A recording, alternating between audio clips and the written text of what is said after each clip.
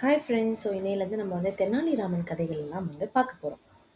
ஒரு நாள் தெனாலிராமன் அரசவைக்கு வந்தார். அப்போ ராஜா கிருஷ்ணதேவராயர் ரொம்ப சோகமா உட்கார்ந்துருந்தாரு.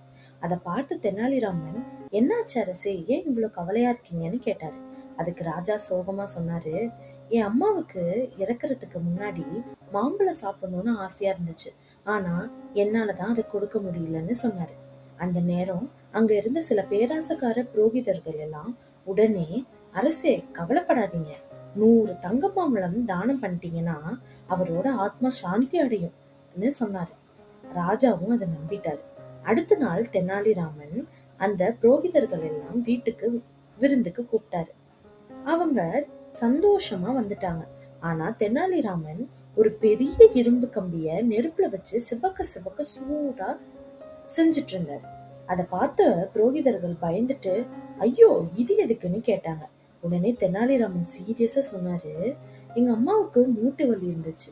சூடா போட்ட ஒரு கம்பிய பழுக்க பழுக்க வச்சா சரியா போயிரும்னு சொன்னாரு வைத்தியர். ஆனா அதுக்குள்ளேயே அவங்க இறந்துட்டாங்க. அதனாலதான் இப்போ உங்களுக்கு சூடு போட்டா அந்த நன்மை எங்க அம்மாவுக்கு சேரும்ல அப்படின்னு சொன்னாரு. அதை கேட்ட புரோகிதர்கள் எல்லாம் முகம் கலங்கி போச்சு. ஐயோ, நாங்க போறோம் அப்படின்னு ஓட ஆரம்பிச்சிட்டாங்க. இதெல்லாம் கேட்ட ராஜா வயிறு குலுங்க குலுங்க சிரிச்சாரு. தெனாலிராமா, உன்ன மாதிரி புத்திசாலி யாருமே இல்ல, நல்ல பாடம் கற்றுக் கொடுத்துட்ட என்று பாராட்டினார்.